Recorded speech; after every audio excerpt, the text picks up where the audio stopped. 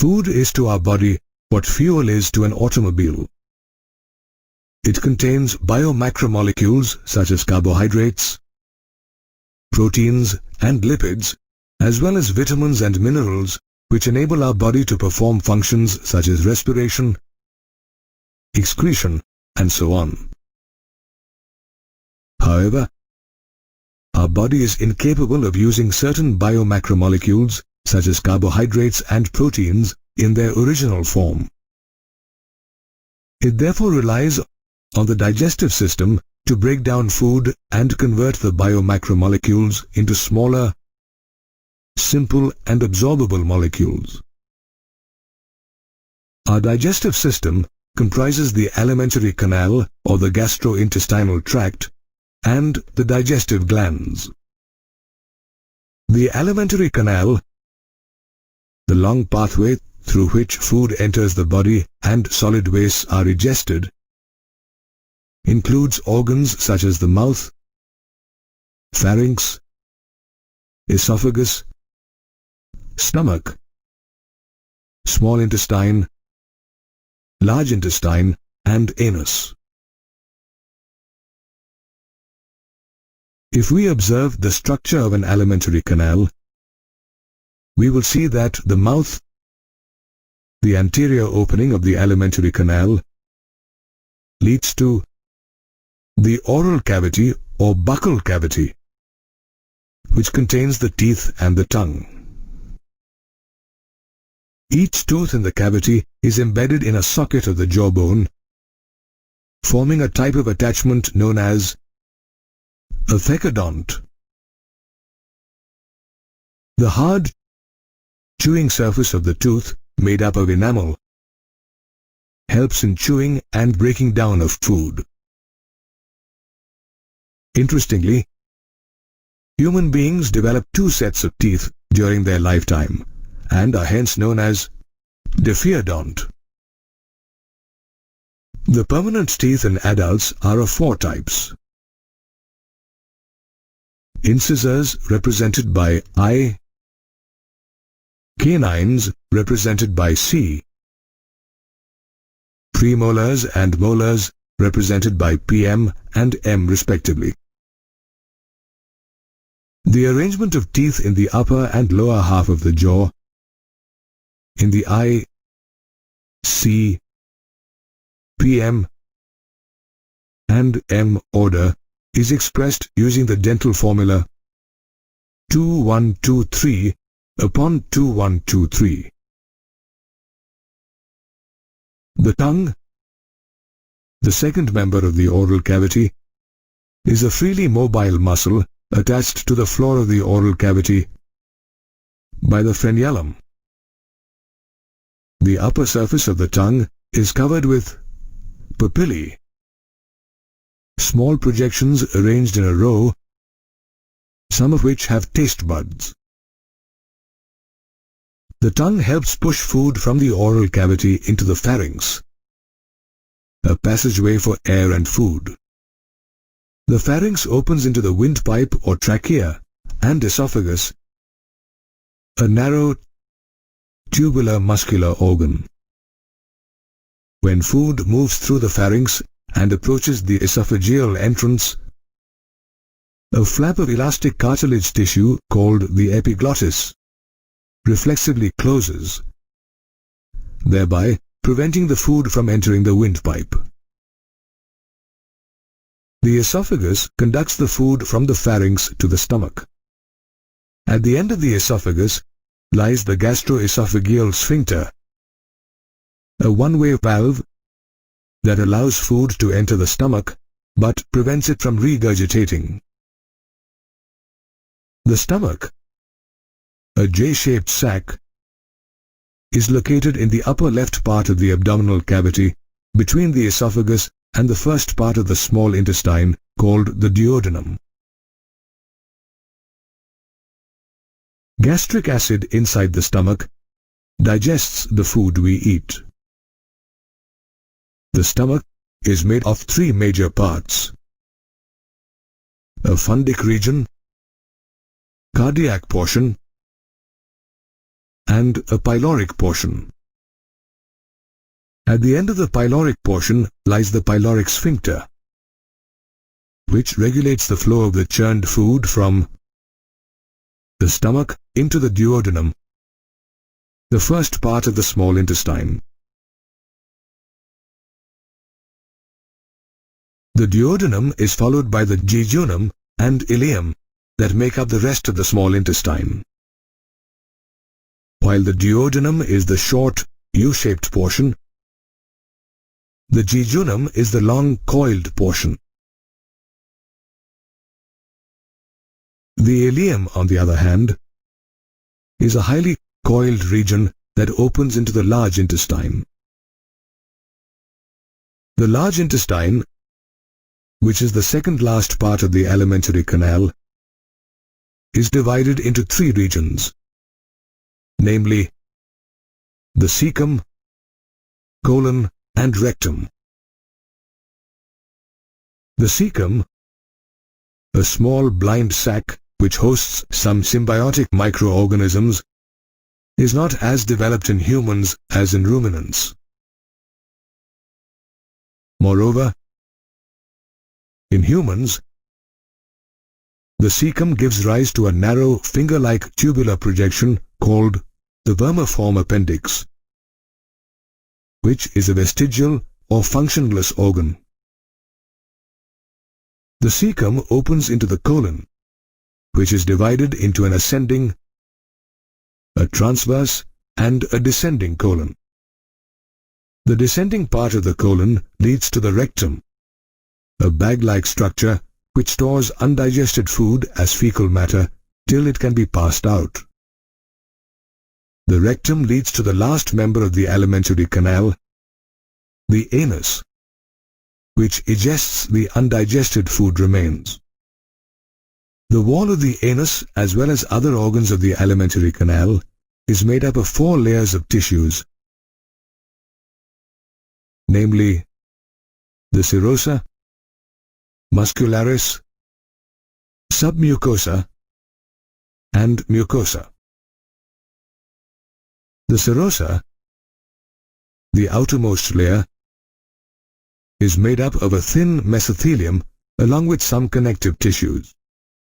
The serosa is followed by the muscularis, a muscle layer made up of a circular inner layer and a longitudinal outer layer of smooth muscle cells. Adjoining the muscularis is the submucosa, which is a soft connective tissue layer containing blood vessels, nerve endings, and lymphatic vessels. Did you know that in the duodenum, glands are also present in the submucosa? Finally, the mucosa, the innermost layer of the alimentary canal, lines the lumen of the alimentary canal. It is an important layer as the mucosal epithelium has goblet cells which help in lubrication by secreting mucus. In the stomach, mucosa forms gastric glands and irregular folds called rugae, whereas in the small intestine, mucosa forms villi, small finger-like projections.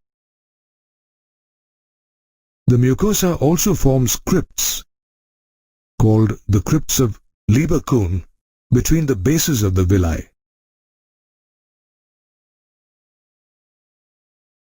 The borders of the villi have a brush-like appearance, as the cells lining the villi produce several microscopic projections called microvilli. Both villi and microvilli considerably increase the absorptive surface area of the small intestine. Villi also have a network of capillaries and a large lymph vessel called the lacteal. Interestingly, the tissues of the alimentary canal wall show modifications by way of thickness and so on.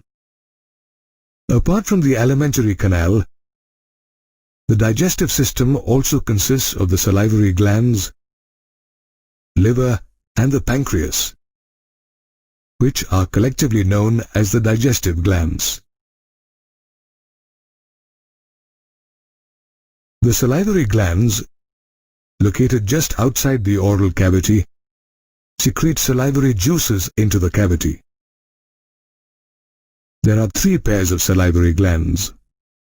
The parotid gland, located in the cheek, the submaxillary or submandibular gland, found in the lower jaw, and the sublingual gland, located below the tongue.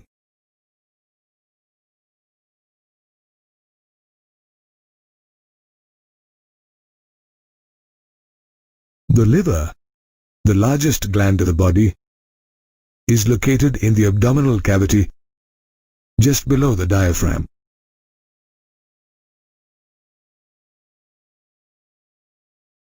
It has two hepatic lobes, which are covered by a thin connective tissue sheath called the Glisson's capsule. These lobules contain hepatic cells called hepatocytes, which are arranged in the form of cords. The bile secreted by the hepatic cells passes through the hepatic ducts and is stored and concentrated in the gallbladder. A duct emerging from the gallbladder, along with the hepatic duct from the liver, forms the common bile duct, whose main function is to conduct the bile stored in the gallbladder into the duodenum. Apart from the liver, the digestive glands also include the pancreas. Situated in the duodenum, the pancreas is a compound and elongated organ consisting of exocrine and endocrine parts. While the exocrine portion secretes an alkaline pancreatic juice containing enzymes, the endocrine portion secretes hormones such as insulin and glucagon.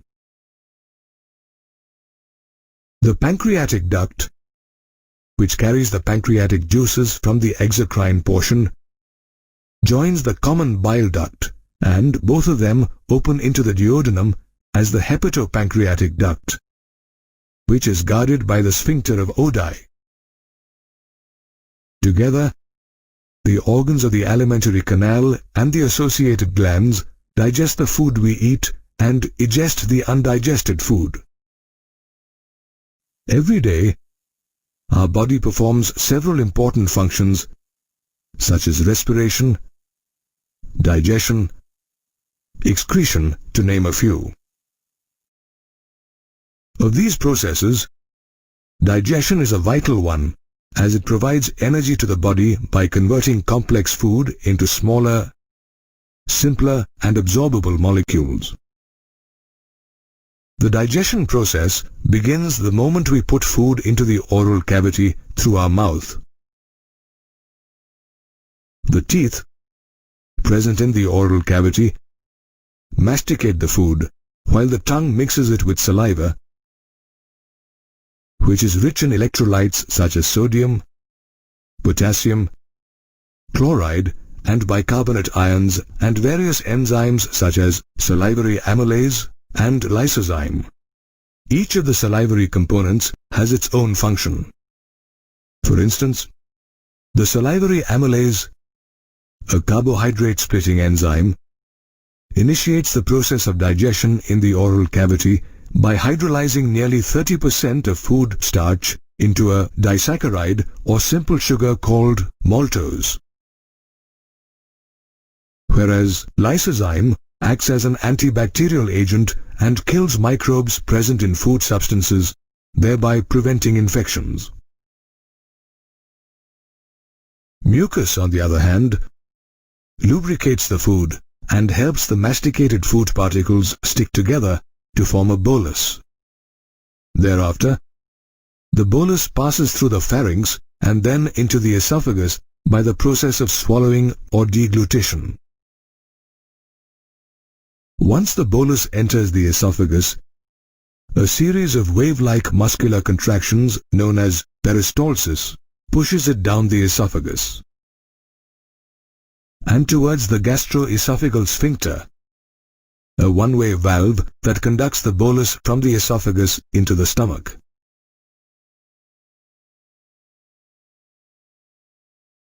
The bolus remains in the stomach for nearly 4 to 5 hours, where it mixes with the gastric juices secreted by the gastric glands. These glands are stimulated by the gastrin hormone and inhibited by the enterogastrin hormone, and consist of mainly 3 types of cells: mucous neck cells, which secrete mucus; peptic or chief cells, which secrete the proenzyme pepsinogen; and parietal or oxyntic cells, which secrete hydrochloric acid and intrinsic factor, a type of microprotein that absorbs vitamin B complex. The churning of the stomach walls mixes these gastric gland secretions with the bolus, forming a pulp-like substance called chyme. During the process of churning, a highly concentrated hydrochloric acid, secreted by the gastric glands, converts the proenzyme pepsinogen, present in the chyme, into an active proteolytic enzyme called pepsin. Interestingly, in spite of the presence of the hydrochloric acid in the lumen of the stomach's mucosal epithelium remains relatively unscathed, as the mucus and bicarbonates in the gastric juices lubricate and protect it from excoriation or wear off. The chyme from the stomach passes through the pyloric sphincter and enters the duodenum, the first part of the small intestine. Here, the movements generated by the muscularis layer of the duodenum causes the chyme to mix with pancreatic juice and bile, the secretions of the hepatopancreatic gland. These secretions contain different enzymes and pigments that help in the further breakdown of food molecules. Bile, for example, contains bile pigments such as bilirubin and biliverdin, bile salts, cholesterol, and phospholipids.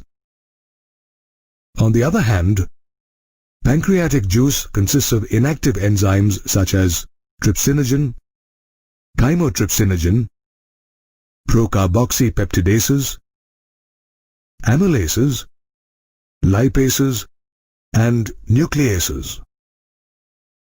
These inactive enzymes are activated by trypsin and chymotrypsin, which are produced when enterokinase, an enzyme secreted by the intestinal mucosa, acts on inactive trypsinogen to form active trypsin and also converts inactive chymotrypsinogen into active chymotrypsin.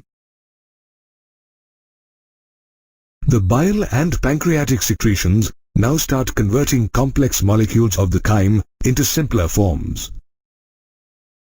The proteolytic enzymes trypsin, chymotrypsin, and carboxypeptidase, for instance, act upon the proteins, proteoses, and peptones and convert them into smaller peptides.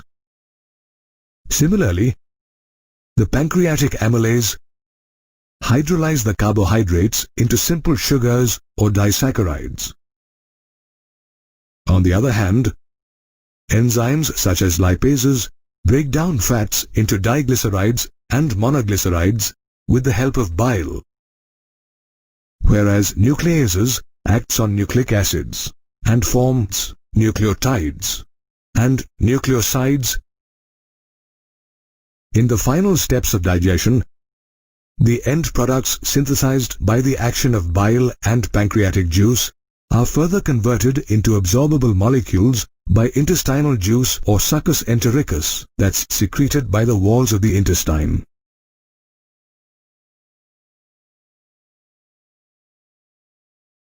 This juice consists of mucus secreted by the goblet cells in the small intestine's mucosal epithelium and secretions of the brush border cells of the mucosa,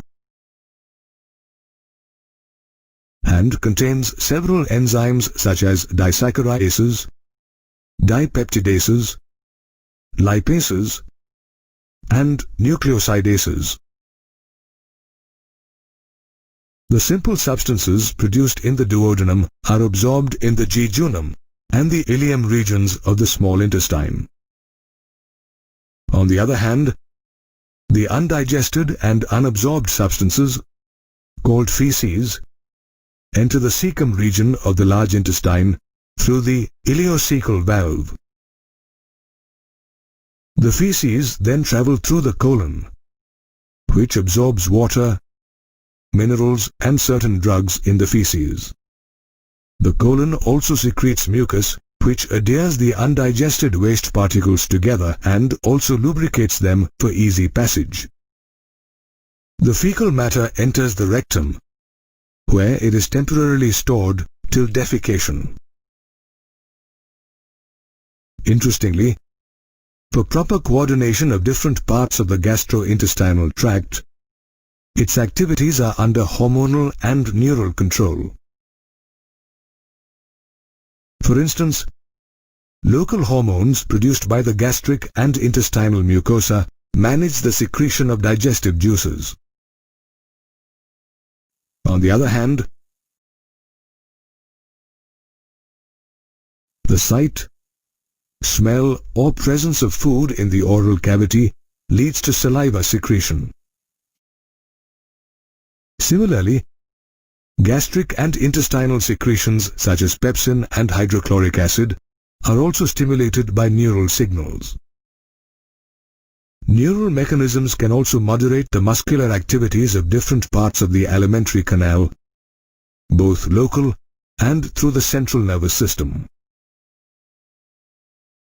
Thus, different parts of the alimentary canal and digestive glands help us to digest the food we eat. Absorption of food is a crucial event in the digestion process.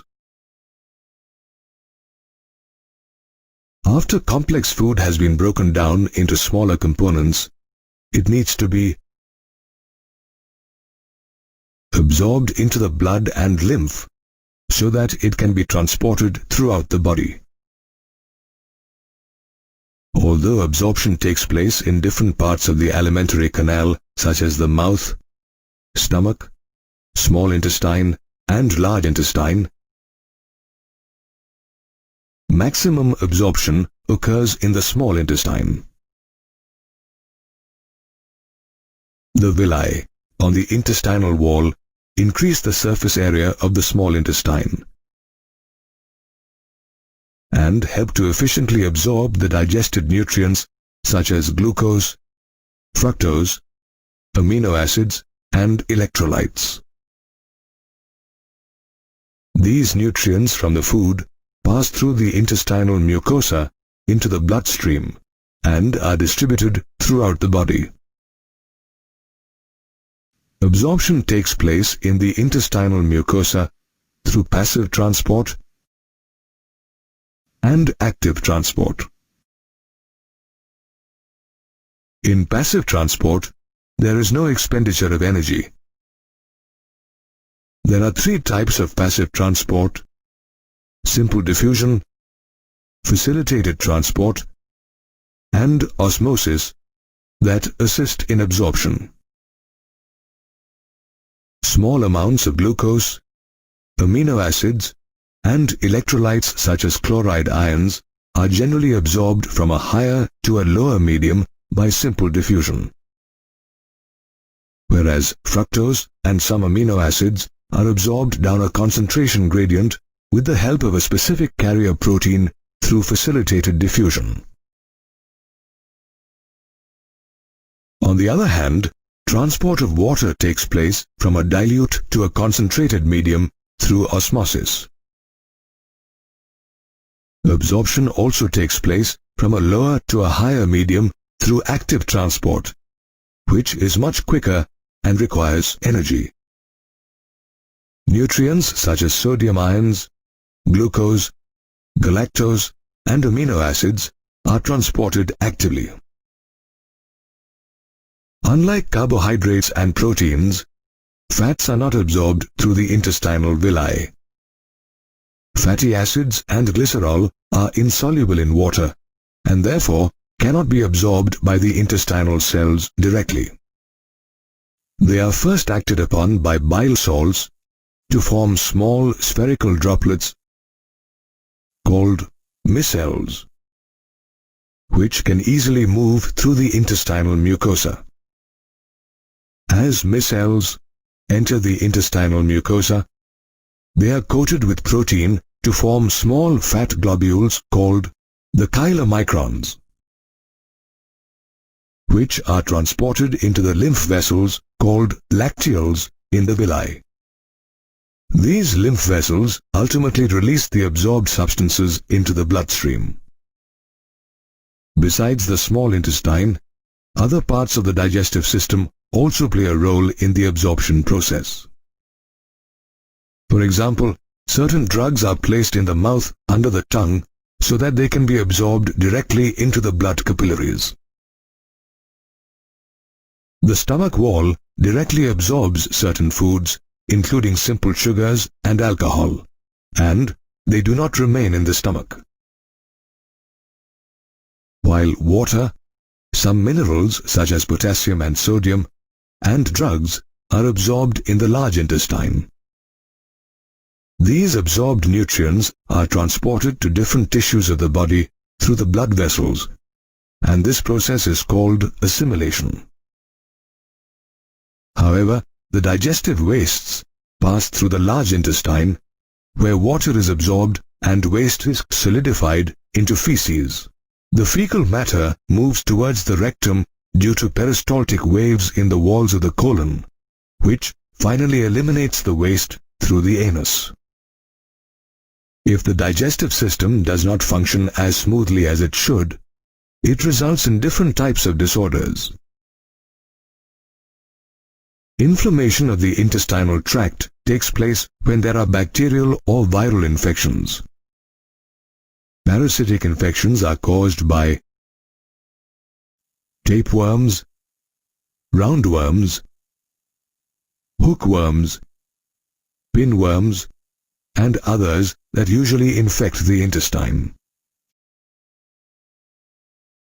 Indigestion takes place when food is not properly digested and one experiences a feeling of fullness, pain, or heartburn. This usually takes place due to inadequate enzyme secretion, anxiety, food poisoning, overeating, and spicy food. Constipation is another condition of the digestive system in which an individual has uncomfortable or infrequent bowel movements. Vomiting causes forceful contraction of the stomach and ejection of the stomach contents through the mouth. This is preceded by a feeling of nausea. Medical conditions such as jaundice result from excess of bilirubin or bile pigments in the tissues and body fluids. It affects the liver and causes the skin and the whites of the eyes to turn yellow. Diarrhea is another condition in which there is an increase in the liquidity of fecal discharge and bowel movements. It occurs when enough water is not removed from the stool, making the stool loose and poorly formed. Thus we have seen that absorption and assimilation of food is essential, and disorders in the digestive process can lead to severe complications.